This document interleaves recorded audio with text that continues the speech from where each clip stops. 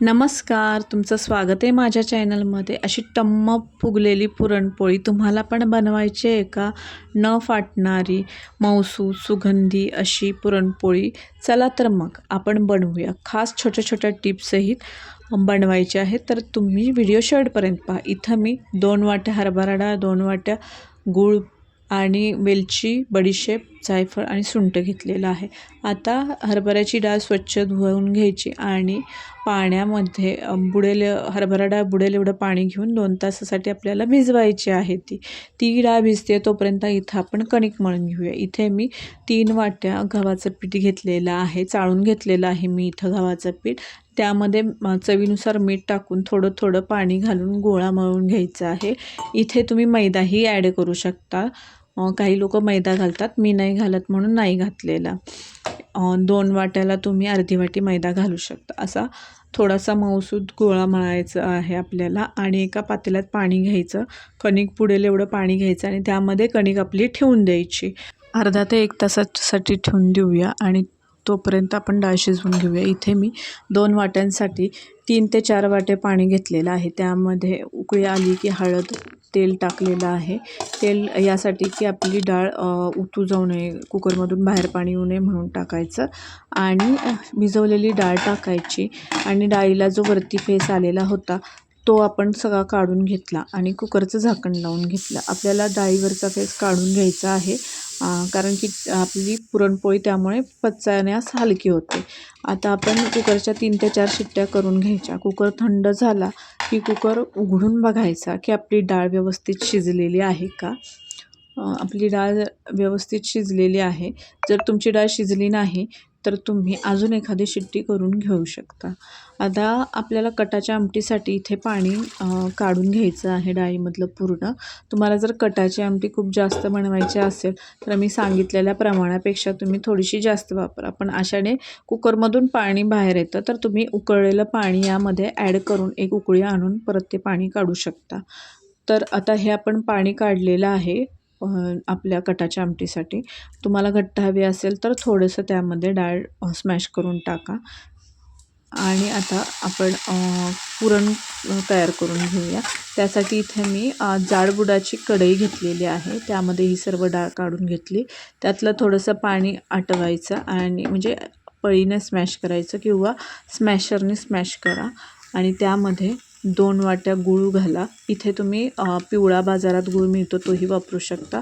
इथे मी जो सेंद्रिय गूळ असतो तो वापरला आहे. त्याच्यामुळं पुरणपोळी थोडीशी काळी दिसते. तुम्हाला कलर हवा असेल तर पिवळा गूळ वापरा, नाहीतर तुम्ही इथं अर्धा गूळ आणि अर्धी साखर असंही वापरू शकता. तसंही चालेल, पण गुळाशिवाय पुरणपोळीला चव नाही असं मला वाटतं. तुम्हाला जशा आवडत असतील तशा तुम्ही बनवू शकता. तर हे पाणी आपल्याला पूर्ण आटवून घ्यायचं आहे आणि पाणी आटलं की यामध्ये बडीशेप पावडर, सुंठ पावडर, वेलची पावडर टाकायची आणि इथे माझा व्हिडिओ राहिलेला आहे, मी घिसून जायफळ टाकलेलं आहे आणि बडीशेप, सुंठ आणि वेलची पावडरने पुरणपोळीला एक वेगळीच चव येते. तुम्ही नक्की ट्राय करून बघा. आता आपण पुरण शिजलं का नाही ते बघायसाठी चमचा उभा केलेला आहे.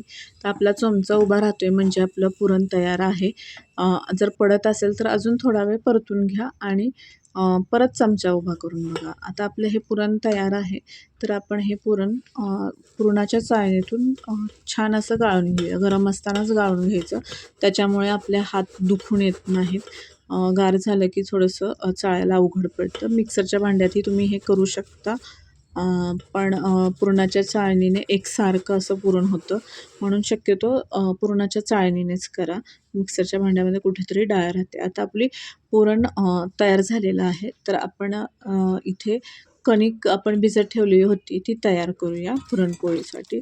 तर आपल्याला इथं तिंबून घ्यायची आहे कणिक.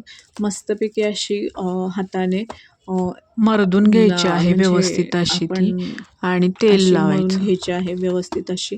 हाताने नाही झाली तुम्हाला तर खलबत्त्याच्या ह्याने ती ठेचून घ्यायची आणि 3 ते 4 चमचे तेल लावून व्यवस्थित अशी मर्दून घ्यायची आणि आता त्याचा गोळा करून घ्यायचा आणि मोदकाला पारी करतो तशी पारी करून घ्यायची आणि मधली जी असते कणकेच्या तर ती जाड ठेवायची, कडेने पातळ ठेवायची आणि कणकेच्या गोळेपेक्षा पुरणाचा गोळा जरा जास्त मोठा घ्यायचा थोडासा आणि त्याचं तोंड व्यवस्थित असं बंद करायचं आणि हाताने दाबायचं. हाताने दाबल्यामुळं पुरण आपलं कडेपर्यंत पोचतं आणि जी आपण बंद केलेली बाजू आहे ती खाली ठेवायची आहे लाटताना नेहमी अशी आणि हाताने थोडंसं हलक्या हाताने प्रेस करायचं आणि नंतर पुरणपोळी हलक्या हलक्या हाताने लाटायची आहे, म्हणजे आपलं पुरण कडेपर्यंत पोचलं जातं. तुम्ही बघू शकत असाल माझं पुरण पूर्ण कडेपर्यंत पोचलेलं आहे याच्यामध्ये. तसंच अशा प्रकारे तुम्ही जर लाटलं तर तुमचंही पुरण कडेपर्यंत पोचेल. आता तुमचं जर समजा पुरणपोळी पोळपोटाला चिटकत असेल तर तुम्ही अशा प्रकारे एक कॉटनचा कपडा बांधा आणि त्यावरती गोळा ठेवून हलक्या हाताने लाटा. त्याच्यामुळे आपली पुरणपोळी पोळपोटाला अजिबात चिटकत नाही. आणि आता आपली पुरणपोळी लाटून झालेली आहे. इकडे तवाही गरम झालेला आहे. आता तव्याला छानपैकी असं थोडंसं तेल लाव आणि त्यामध्ये पुरणपोळी भाजून घेऊया. आता एका साईडनी भाजून झाली की ती पलटी करायची आणि छान असं तूप लावून आपल्याला पुरणपोळी खरपूस अशी भाजायची आहे.